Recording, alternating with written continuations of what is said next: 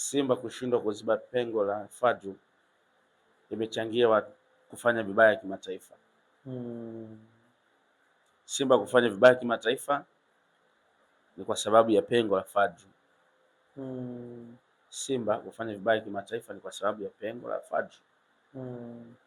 Fadlu alipewa timu mpya kwake, wachezaji wapya, ndio ambao wakati mwingine wengine hawakuwa na top performance wala individual brilliance kubwa mpaka Mpanzo alipoanza kucheza, lakini aliweza kutafuta ubora wa wachezaji kwa kuandaa mfumo wa kucheza kwa pamoja, na matokeo yake kwenye CAF Confederation alifika finali akapoteza kwa RS Berkane. Ndio.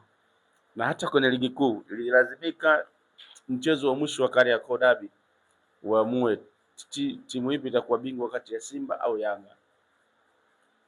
Kwenye kombe la CRB Federation Simba ilicheza nusu finali ikatolewa na Singida kama nakumbuka.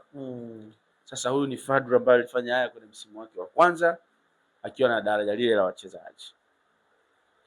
Tatizo limeanza Fadlu alivyoondoka ghafla.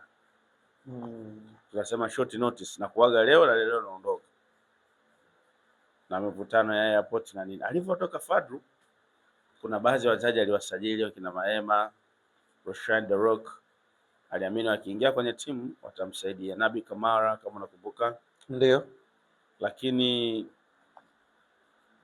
alifeli kukaa nao kwa sababu ya kupata ofa nzuri. Ndio. Kwa kile kitendo cha kuondoka ghafla kilibadilisha vitu vingi ikiwemo aina ya uchezaji uwanjani.